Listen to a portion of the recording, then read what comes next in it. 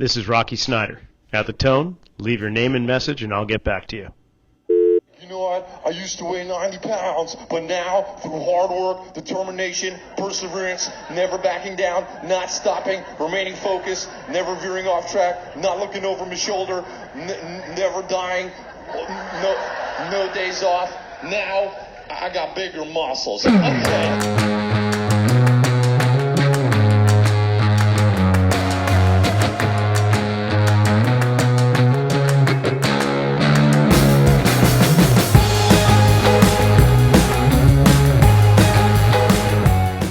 On today's episode, I invite Eric Malzone, podcast host of Future of Fit. So with me today on the Rockfit Files is Eric Malzone. He is a podcast host of two very successful podcasts. One, The Future of Fitness, and Fitness Blitz Radio. Eric, welcome. Thanks for taking some time out to do a little chatting. Yeah, thank you, Rocky. I'm really excited to be here. Now, your home headquarters right now, where you're in Montana? That's right. I am in Whitefish, Montana. We've been in Whitefish on and off for the last 3 years, but now we're finally making it home because, well, not a whole lot of traveling going on right now, which was part of our lives for the last 3 years. And we love it here. It's awesome. And the Flathead Valley is just a gem. But if people are listening, don't come here. It's foggy. It's cold. People are jerks. And you don't want any piece of it. So. Yeah, we say surfing sucks, don't try it. That's basically the same thing when you come to Santa Cruz. You don't want to stay here. Yeah, it's horrible. Cloudless skies and low humidity, no bugs, whatever. Yeah. So, but what drew you to Whitefish? Did you have some kind of childhood memories of Montana or something? What drew you to that part of the world? I did have a childhood memory here. So my brother and my dad and I went on a fly fishing trip when I was about 10.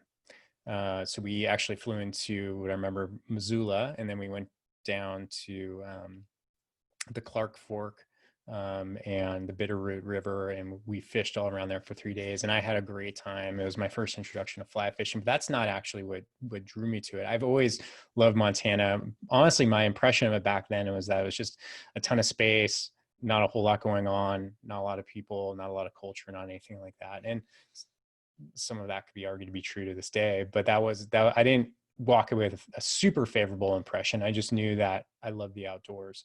But what happened was when, one thing led to another is when my wife, when I decided to sell my gym and my businesses in California, the whole goal was that my wife and I could live in a mountain town somewhere.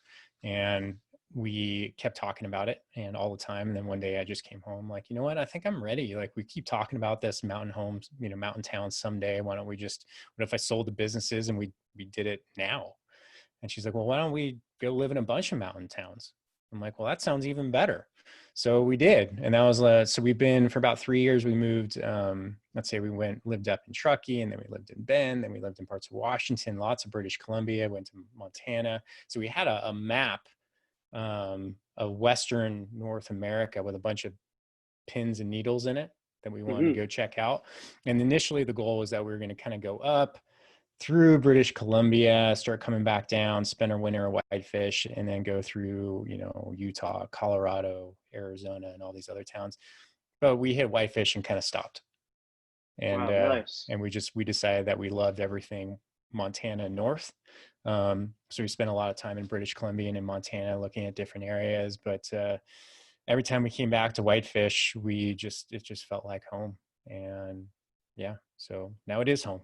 Proud to say. That's beautiful. Now, I can't imagine that selling your business afforded you the luxury of early retirement necessarily. So, but you've converted to online coaching and consultation, right? So because I guess let's do a little backfill on your background as a trainer, as a gym owner, and so on to bring us up to speed as to why you made that decision. What was it that you were continually coming up against that you just finally threw up your hands and said, okay, let's find a new way of living? Yeah. Well, so many things. To give backstory, I mean, within the world of fitness is, as an athlete, basically my whole life since age 5. I started competitive swimming, and then I think I told you I got into water polo around age 10. Played at Bellarmine High School, then went back east to play for an institution back there, then came back here and played club team for a lot of time back to Northern California, and played club team for a long time. So I was always athletics, always in the weight room, always training. Harbor High was actually one of our high school. Um, they were always a Nemesis. tough team. Yeah, they were a tough Yes. team, man. They always like to beat us up physically too. So kudos to Harbor High.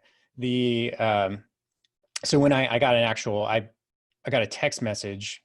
Okay, let me back up again. So after college, it was 1999. The dot-com bubble had just burst. Jobs were a little bit harder to find. I knew I just needed to get a job, right? I just needed to get into the market and get out on my own. And so I took the first sales job that I was offered, and ended up doing about 8 or 9 years of various forms of sales within the corporate institutions. And it was good. I can't complain. I did, after the first couple of years, I did fairly well. And had a good amount of freedom, as a sales rep, not as much as I wanted, but I did see, if I kept moving forward on that same path, what would happen in my life. And I just didn't like what that looked like. Even if I made it to a VP level or something like that, it wasn't for me, man. The corporate, it just wasn't me. So when I got a text message in 2008 from an old college teammate, it just said, "Hey, do you want to open a gym?" And it was from Traver Boehm. And I'm like, you know what? Yeah, sure. I knew I wanted to own a business. I knew I wanted to be my own boss. Like all these things, it took me 9 or 10 years to kind of figure out.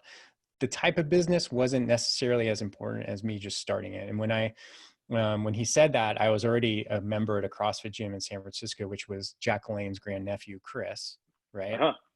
And I just saw this exponential growth, right? They went from like 0 to 150 in a matter of 90 days as far as clients. And I was just like, whoa. And I looked at the model and I asked a bunch of questions. I'm like, I think I can do this. Right. So serendipitously, when I got that message from Traver, I said yes. And within, 6 months, I packed up all my stuff and from San Francisco, and I was driving down to Santa Barbara. I didn't really know anybody there, nor I really hadn't spent any time in Santa Barbara. And we opened CrossFit Pacific Coast, and that was one of the worst economic crises that we've known, in our lifetimes, right? Sure. So it was a little slow to build. CrossFit wasn't really well known, but after that initial struggle of getting traction, right, once we got through that, then it started to grow. We started to get referrals. The phone started ringing, and everything went really well. So we built that up over a span of 9 years, and had to go through all those things that you go through as a small business owner, from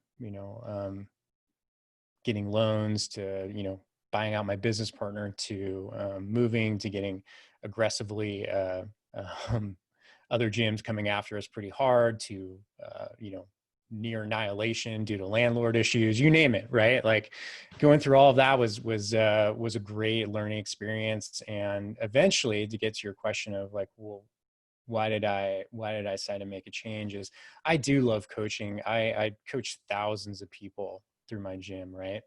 And had a great community of people. I knew a lot of people in Santa Barbara, was very intertwined in that community and that network. But ultimately, I need change. I'm not someone who can just sit down and be happy with status quo. A lot of people will be, the systems were working well at the gym. It probably could have lasted. It's still around. It's on its third owner now, and it's still doing well. And I think I would like to think a lot of that is just due to the systems and the community that we built. Mm-hmm. But I need change. I need to be moving. I need to be, kind of like a shark. If I need to move to breathe. And now, with the type of work that I do now and the amount of things I've been doing, the variety I have on a day-to-day, if not weekly basis, really keeps me going. So I think that was a big part of it. And ultimately, for people out there who are gym owners or work at a gym or thinking about being a gym owner, a lot of times the problems that you have don't ever change, right? You're always going to have a marketing problem. You're always going to have a retention problem. You're always going to have, a trainer employee problem. And those problems were fine. I was good with them, but I just got tired of having the same problems. So I wanted new ones. So I created them for myself. Oh, Well, that's great though. It's kind of unique how you came into it. I say unique, I'd rather say uncommon, because most of the time it's somebody that's worked in the gym, that's become a trainer, who has decided to branch off on their own or buy the gym outright and so on, and built from that perspective, where you chose a sales career and then serendipity kind of landed this in your lap in some way. So you brought in the business aspect, whereas most trainers are having to learn the business aspect after they've made that leap or concurrent with that.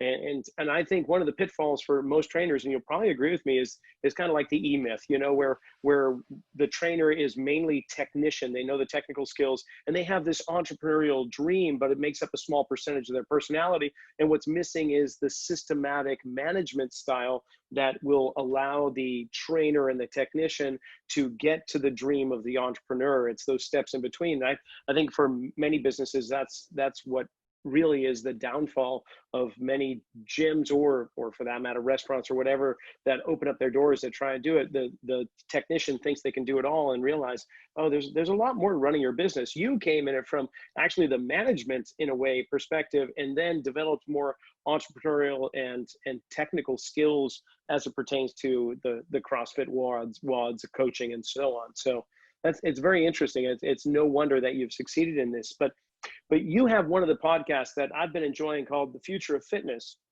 And it's more geared, correct me if I'm wrong, but it seems more geared toward the fitness professional and where the fitness world is going. So for those people that listen to this podcast that are enthusiasts with fitness and exercise, may not necessarily tell you about what exercises or what kind of workouts. It's more for the trainers themselves and what to think of. So I guess what I'd like to know is, what is the future of fitness in your imagination? Because we're going through a whole heck of a lot of change here with COVID, where the big box gyms are really struggling. Many have closed down. A lot of gold gyms that I know of in the franchise, I think there's 30 right now that do not plan on opening up again.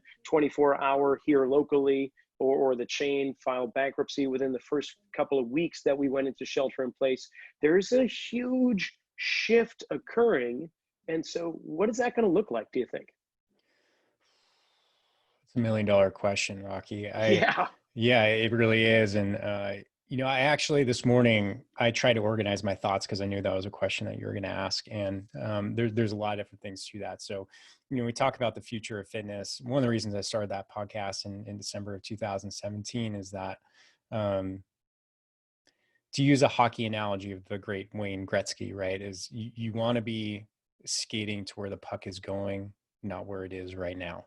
And I wanted to for myself, start to educate myself through interviews and networking and seeing, hey, what's out there? What do I not know? Right. Because there's a lot that we don't know. There's, who's working in their garage right now on some kind of solution that could change everything. I want to know who that person is. I want to have insights into what that is, because that's really intriguing to me. And yes, the industry is, I saw it as a very high likelihood of disruption at some point, because the model hasn't really changed in 50 some odd years, and the industry is super young, right? So it hasn't drawn a ton of innovation. I mean, who officially started it? Was it Jack LaLanne or Arnold Schwarzenegger, right? Like probably Jack, right? Jack, Oakland, 1930 something. Jack was 21 years old when he opened up his first gym. Yeah. So that's, you're spot on. So, almost the inception point of when the fitness industry started. Even then, it's super young. It's less than 100 years old. And so you look at an industry like that, now we throw COVID on the top of that, and, and how hard it seems to be targeted at gyms, which we can talk if it's fair or unfair, doesn't really matter. It's just happening. So that's expediting this significant change that's happening in the industry. So where is it going? Man, I think a couple things. I get to interview people like Adam, CEO of Gold's Gym, or a lot of other companies, and I pick their brain during the show. That's kind of why I do it. I think there's some sort of agreement, like, hey, that obviously there has to be digital offerings now, right? If you are a fitness professional or a gym owner, you have to have a purely digital offering. You're going to have to have a hybrid offering. You're going to have an in-person offering. Mm-hmm. That's kind of fundamental basic. Technology is going to have a huge play in this. You look at, these apps that are coming in, like Noom is seeing great success in the market and just absolutely slaughtering the marketplace, right? Because they figure out how to get their costs, their client acquisition cost down to a certain point, and now they're just scaling tremendously. So they've good for them. I also think, and this is something that I'm going to borrow from a client of mine who's actually coming on my show too. His name's Ray Arena, and he's out of Vegas. Very, very smart guy. He's more in the developer. He's also a gym owner. Well, he was a gym owner, but he just let go of his lease 2 months ago, and he's developed a software because this is what he does. He just sees something, so he builds software to make it happen. So he's got this thing called the hub and spoke model. We can kind of go into what that is. I also have heard it called the decentralization of fitness, right? So what I mean by that is the gym is no longer the central hub, right? For where people go for fitness. The hub, or the central piece, the community, the leader, the content is all cloud-based somewhere. And then the gym just becomes a spoke off that hub, right? So does the digital offering. So does someone working out in their garage with a trainer. So it's a different model, and I'm still wrapping my head around it, to be honest with you, because I'm starting to see how it's going to come. And you look at let's use CrossFit, because you and I are both familiar with it. It's something that we were just talking about pre-recording. Is it used to be the CrossFit affiliate was kind of the central point for everything that happened. That's where people train. That's where the community is. But now we're looking at it, and I've worked with a lot of gym owners. My colleagues work with even more gym owners. The fact of the matter is a shockingly small percentage of CrossFit affiliates are actually profitable. Right? Oh, interesting. And I'm going to say a lot of boutique gyms struggle with profitability, right?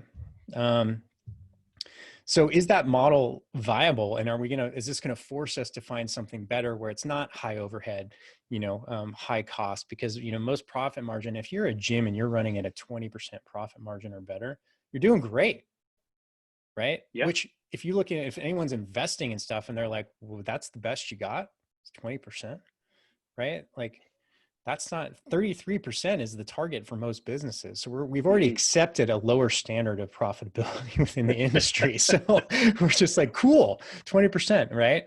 Now that you look at that, so that has to change, and it's changing right now. And what does that look like? I don't know, but I think it's decentralization. I think it's becoming something that's more of a cloud-based. Here's another interesting thing that I got from somebody who was on the show is, imagine now coaches are now the talent, right?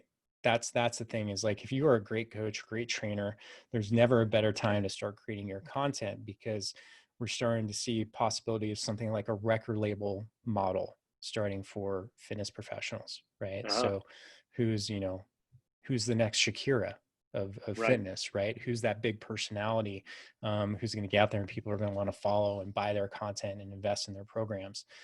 Plus, you're also seeing that erupt in businesses like Mirror and Peloton. These components where they have their top all-star kind of coaches as well. So yeah, we're definitely seeing that around. Yeah. Interesting. So it's happening. I think it's just happening faster, and that's about it. I think right now, and we don't know, right? This COVID thing could be another 6 to 18 months, people are saying, and that's a huge, that's a 12-month difference between the low end and the high end of how long this could last. So we don't really know. So we better start planning. And I think there's a lot of tough decisions and conversations happening right now for small businesses, especially gyms. What are we going to do? Is this viable? Are we going to, how long do we want to stick this out before we stop? Yeah. I don't know. Well, it's kind of like you said, there's so many moving parts to this. It's kind of visualizing a fourth dimensional hypercube. You can kind of get a concept of it, but you don't really truly appreciate all the moving parts.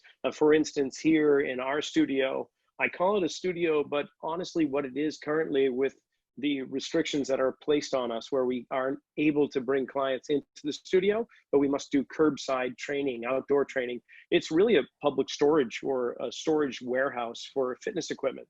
And so over the course of 5-6 weeks now of doing this curbside training and online hybrid, it draws into question, well, how much square footage do you actually need?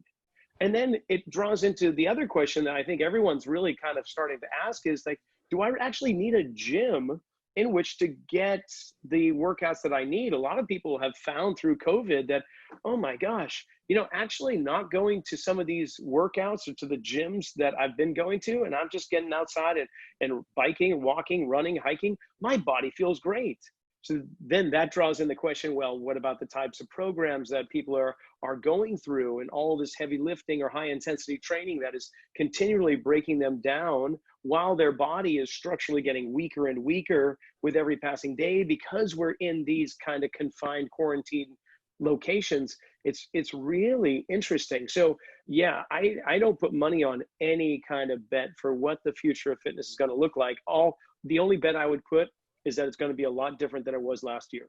Yeah, yeah, I agree. And it's funny to get back to what you said is really interesting because the guy who I talked about who developed the software, right, and then his concept of hub spoke, the reason he did it is because he gave up his lease, but then he distributed the equipment that he had at his gym to 2 or 3 different garages. So his garage and another coach who had a garage and another one, and I think another one, maybe a client. So now people are working out, right? They can see each other. He developed basically his own Zoom that he put within his own app. So there's still classes at 9 and 3, but you can join them from your home, or you can go to a local your closest gym garage where they're doing the workout together, or you could just do it purely virtual. And he's got offerings of equipment, some equipment, heavy equipment. It's just this interesting model that's evolving really quickly. And I think you're right. I mean, there's also like, interesting company I talked to, Air Gym, right? Who's now connecting, it's the Airbnb for home gyms. So, Uh-huh. right. Like what happens there, people figure out, well, if I buy all this equipment because, I'm going to invest, in a solid home gym, what minimum $2,000, Sure. $3,000, maybe more. You can get really expensive with home gyms. Yeah. What if I could monetize that somehow? What if people would pay me $30 a month to come to my home gym, or $50 a month just to have access to equipment? And I think what Interesting. we're starting to see is most gyms, you're simply paying for access. Yeah. And community to some degree, right? I mean, The good ones are, yeah.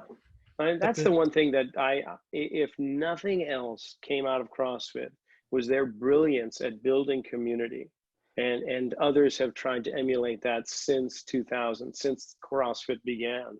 And some do a very good job of it. Others, I think that's where the shortcomings of one-on-one training really come into play, is that there isn't that sense of community necessarily. They have to build outside of that.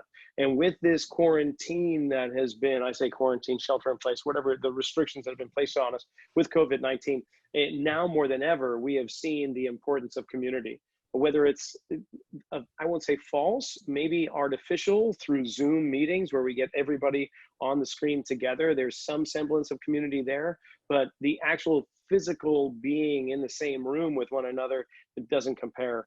The two are quite different. So here's the other thing that I'm thinking about too, Eric, is that several years ago, we partnered up with a local hospital here because they offer personal enrichment programs, these classes, and one of them being the senior strength conditioning class. And there were several levels of that we started to kind of revamp and lead the participants through. And then the hospital said, oh, this is great, can you do some other classes? And that develops more and more. The trouble is that the numbers people in the financial department of the hospital were not seeing that it was all that worthwhile, because they couldn't see a direct return on investment of developing such systems. And it took a while for the information of these participants to show that there's fewer doctor visits, they are lowered on prescription, there are fewer hospitalizations, and so on. It took years to develop the stats on that to show them that yes, it's actually paying off. So in trying to go from sick care to wellness care, I'm hoping somewhere, am I just blowing smoke in my own direction in that regards? But in terms of future in fitness, how likely do you think, talking to the people you've spoken with, how likely do you think that's actually going to occur, where the wellness initiative of our nation will start to see locations in hospitals that are devoted toward proper nutrition and diet, proper movement and exercise. I mean, it's happening, right? It is happening. I don't know about that particular model. I haven't seen that out of like an actual, maybe like, you know, a fitness wellness institution within a hospital, but you are starting to see a lot more people, you know, traditional MDs who are now focusing, you know, a ton on like plant-based nutrition, or, you know, you're just starting to see like the MDs taking it upon themselves to educate themselves because they feel that, hey, I'm not delivering the best possible thing. My only option right now is just prescribing some crappy pill, right? They're frustrated too, Well, right? that's what they're educated in when it comes to Yeah. medical school, right? They spend, Yeah. I think, only a handful of hours on nutrition in the years It's of medical skill.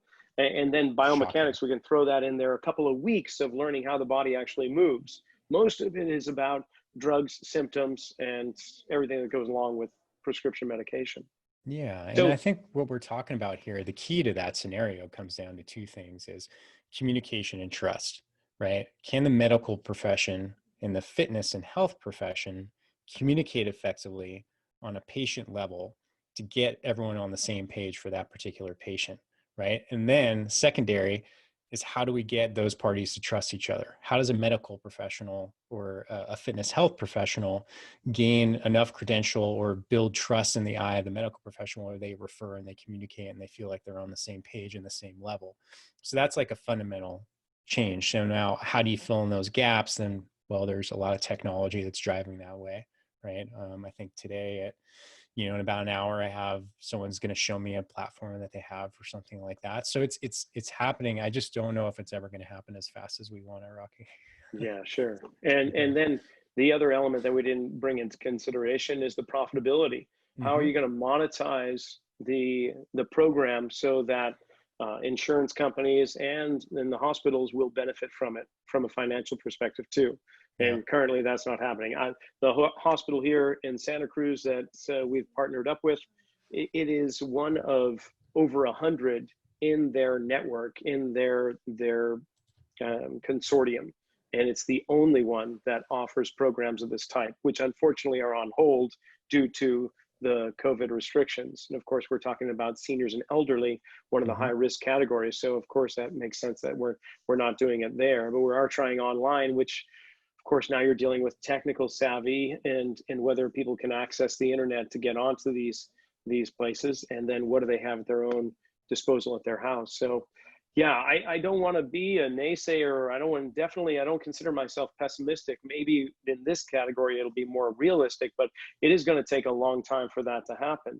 So, I mean, moving forward, it is hard to think that how long is this kind of pandemic reactionary lifestyle going to continue on easily through the end of the year, but how much into 2021 are we going to see?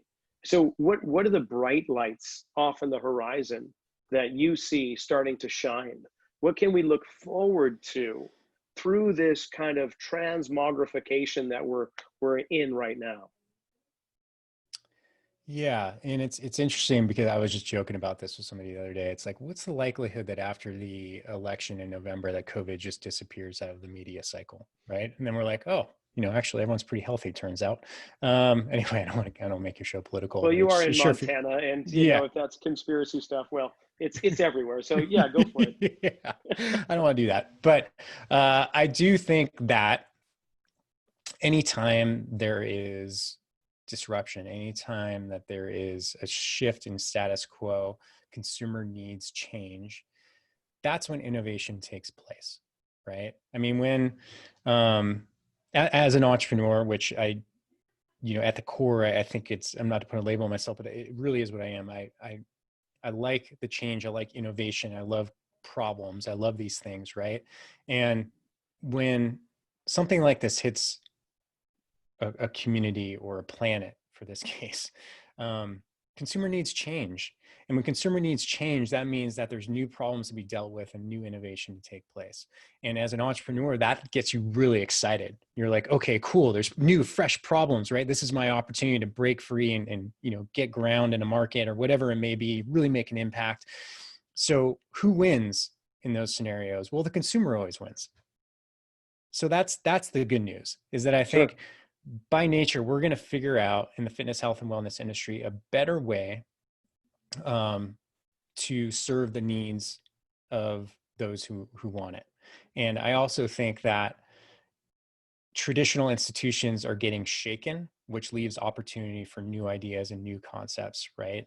I am very good friends with a lot of people and companies that are been in institutions for a very long time, but their time may be over, right? Not to their fault or anything that they've done, but just, hey, this is what's happening, right? So you look at, who can adapt the quickest and who's going to meet the consumer where they are. That's really exciting. And I think that's just fundamentally what's going to happen. We just don't know what it's going to look like on the other side yet.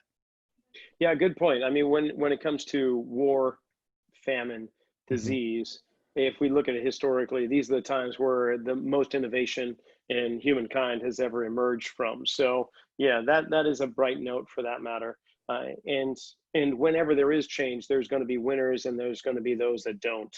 Whether we're talking the digital photography and Mm-hmm. how we used to have photoshops all over the place and you'd have to buy rolls of film. I mean, it's amazing. It wasn't too long ago, a couple of years ago, that there were these books in plastic bags being thrown on our driveways. And my son at the time, he was probably like 9 years old. He's like, "What's that?" I said, "It's a phone book." And he said, "Oh, that's cool. What's a phone book?" And I had to explain to him, like, wow, it's just when you get smacked upside the head and say, wow, okay, I wasn't paying attention right there. A lot has changed there. We don't have phone books anymore. We don't have cameras so much that we need rolls of film to wait days and days to get developed and then ask for copies or whatever. A lot has changed with that. And I think technology, for the most part, has been really beneficial for our advance in society, and yet it's coming at a cost to the human frame too. And now what's really cool is with this, we're now seeing technology actually benefit the human condition in ways that people are actually moving because they're able to have Zoom meetings or connect with people. And from a fitness perspective, the cool thing is that we haven't brought up right now is that traditionally speaking, the business model of the fitness studio, it has been a 3-mile radius, 5 miles at best, but 75 to 80% of your clientele are going to be within a 3-mile radius. So all your focus is in that region. And with the hybrid model now where we're doing online training, online coaching, really the barrier is language. That's it. Wherever Mm-hmm. anyone can speak the same language, that's your territory. Wherever anybody has internet connection and the desire to better their frame, then that's great. Now, instead of having clients just in the Santa Cruz region, I've got clients in Canada, the East Coast, all across the United States, actually Europe from time to time, and Australia. It all depends upon time zones, really. How early or late are you willing to work, and we go from there. What do you see? What do you think about the YouTube explosion of fitness?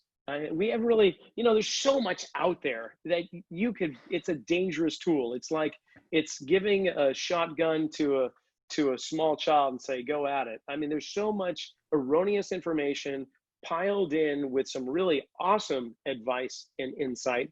But do you see that? Yeah, in regards to the future of fitness and YouTube, what do you think of that? Well, I think we can just lump that into digital media and content production, right? I mean, YouTube is the biggest one. I will go down a YouTube rabbit hole just as fast as anybody else, be like, ooh, something shiny, right? And then I'm going to Yes. follow that for a while. And then 3 hours later, you're like, I should have been in bed an hour ago. But I've also seen it from a really kind of cool perspective is, when the lockdown or the quarantine started, back in whatever it was, March and April, my wife made some really interesting decisions. She's like, you know what, I'm gonna give up alcohol, right?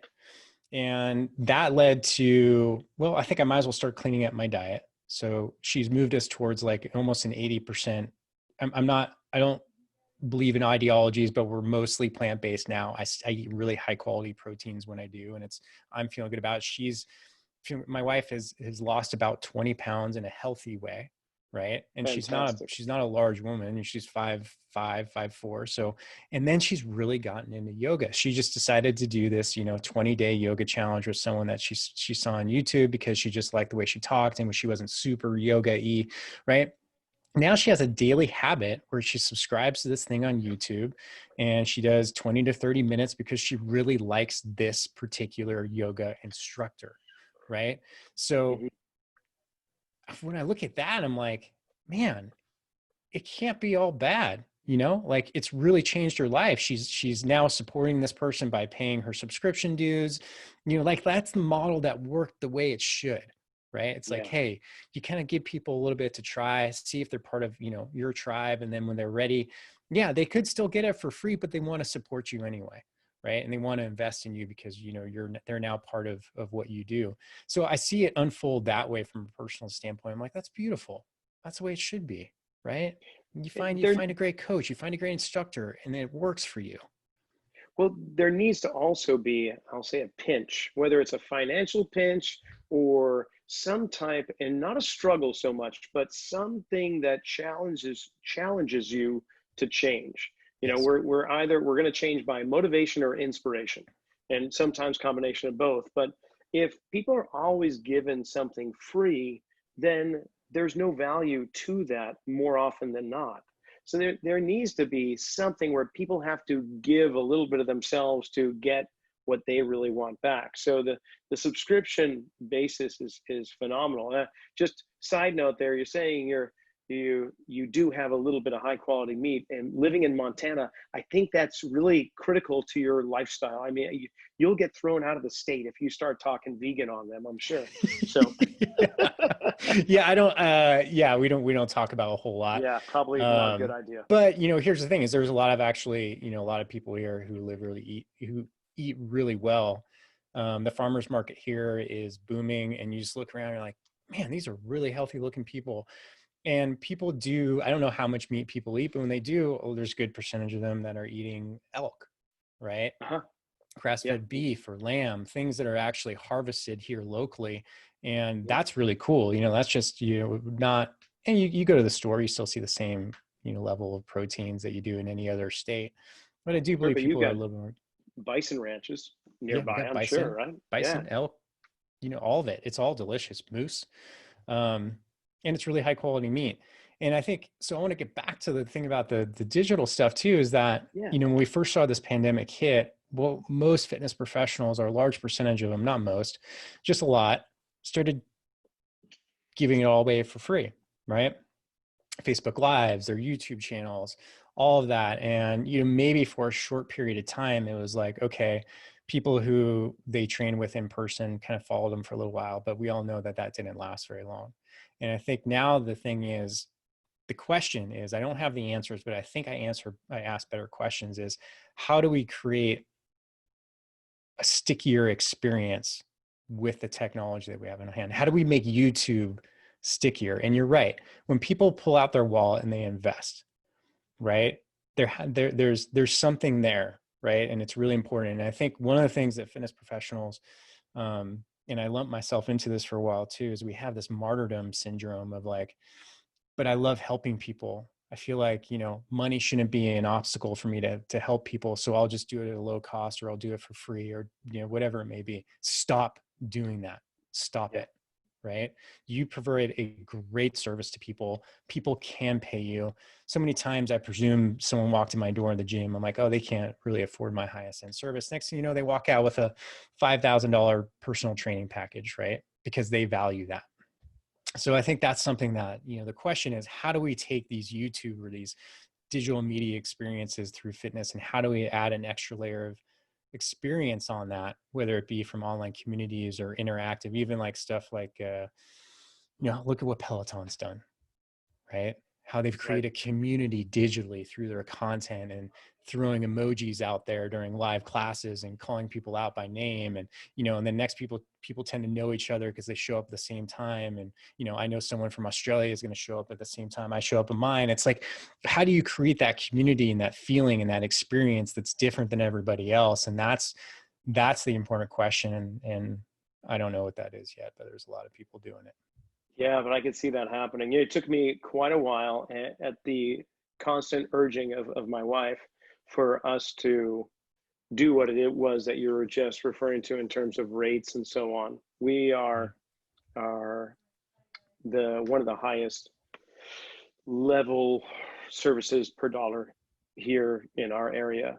And it makes a difference. And here's the thing. I think what I struggled with as a trainer was self-worth. I mean, yes, I've been doing it for almost 30 years, and I love learning and educating myself and educating others on movement and breaking down the conventional dogma that we've grown up with when it comes to exercise and programs and so on. But having to put a dollar figure on what you do is very challenging. And I think that goes for most trainers who come from it centrically from the point where I just want to help others. And if I could give it away, I would. And I think that's why those in the industry where the average, what is it, $35,000 a year is the average trainer's income, somewhere very low, below a school teacher's. And they struggle with it.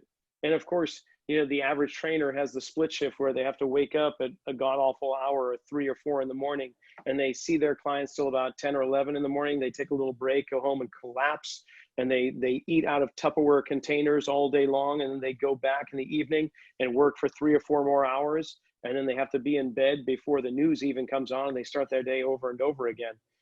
It would be nice with individuals such as yourself coaching trainers out there in gyms to break away from that insanity, because it is that self kind of flagellation of whipping ourselves on the back while we're trying to help others that it really has to stop. So yeah, I hope that this brings about some great innovations or just a way of which we can change the way how we look at how we're helping people, and can we get out to more people more effectively. And for me, just thinking of what you were saying about subscriptions and so on, there is constantly more to learn about the body. And whether or not you want to geek out about anatomy, biomechanics, nutrition, or otherwise, there's always something you can start to explore and introduce to people, one little element at a time. So suddenly they have this appetite for knowledge. And I think that is what we really need to inspire and cultivate, is this hunger for learning more about their own selves, their bodies and their mind, the spiritual components, all of that. So if you start getting word about something like that, I would definitely appreciate you sharing that with me a little bit. For sure. I will absolutely. I think there's a lot of there's a lot of talk of holistic fitness, right? Yeah, but that word term, is just, I can't.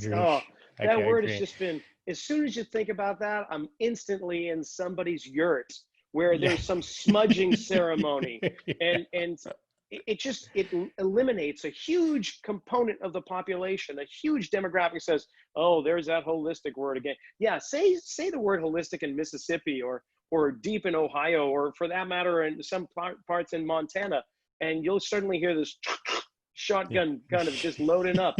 Like, give me another word. How about that? But I understand. How about all-encompassing or more comprehensive or something like that? Yeah, we're leaning toward that, which is nice.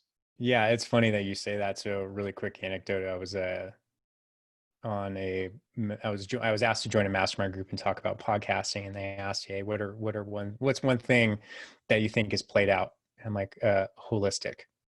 And so I'm like, they're like, well, if we're going to start they're all fitness professionals, we're going to start a podcast, what's one thing that's played out? I'm like, holistic, stop it. Don't do it anymore. No one wants to hear it.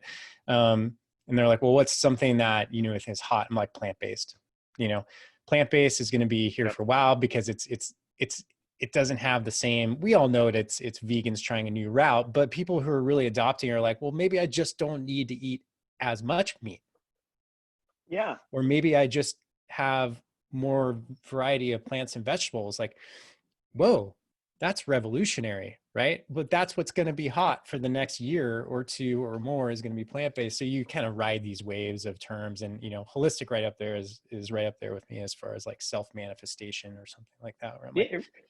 oh, Remember the it prune gives me industry? chills. The prune industry said, hey, we're going to just call it dried plums from now on. Yeah. And I don't know if it works, but yeah, if we can just, it's amazing the power of words. If we Yeah. can just shift it around, who knows what will happen.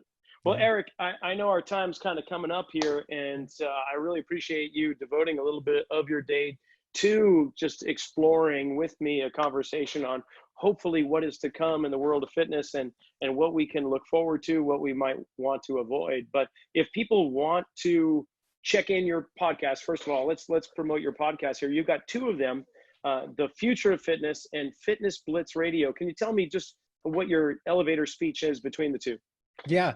So the Future of Fitness is definitely one of my primaries. So people can find that at futureoffitness.co, and you can subscribe and make sure that you're up on our newsletter and all of that. The Fitness Blitz Radio, I did for about, I actually don't do any new episodes on that, but there was about 360 or so that I did do, which was quick, short, 15-minute interviews with fitness professionals from all over the world. So you can learn a lot. Just Nice. by going through those and seeing how different people go about their day, why people get into it, what kind of innovation is happening at a ground level. And then my newest podcast is called the Black Diamond Podcast, and you can find that on all major ones, iTunes, well, all of them, Google. And that is, I started, just officially launched actually last week after recording about 10. And it's entrepreneurs and founders from all different industries. People are doing really cool, innovative stuff. And it's just something to me where I love interviewing interesting people. It still definitely has a slant towards the fitness and health industry because that's the world I come from. But you can find me there. And then the Level 5 Mentors is the company that I have with Ken and Druko, my mentor, friend, coach, now business partner. So you can go to level5mentors.com, LEVEL 5mentors.com. I'll be sure to put all that in the description of the podcast, as well as on the YouTube channel just below. So Awesome. if anybody wants more information, they can go directly there and they'll have links there. But Eric, I wish you well. I know I want to apologize for our fellow Californians and the smoke that is heading in your direction in Montana. You know, just get the s'mores and start your own little fire outside, but keep it under wraps. But hopefully the smoke will be clearing soon enough here, and it'll carry over to some blue skies in your big sky country there. So yeah, Rocky, thank you so much, man. I always, you know, being a podcaster, I know how much work goes into these shows. So I really appreciate having me on. And man, you lead a great interview. So I had a ton of fun, man. Anytime. Well, thank you so much. I really had a good time myself. And who knows, the future is always uncertain, and it's going to change moment to moment. So if it does a huge 180 or something like that, I'd love to have you back on somewhere down the road, and we can talk about how right or wrong we were at this moment on. Anytime. All Love right. to. Very good.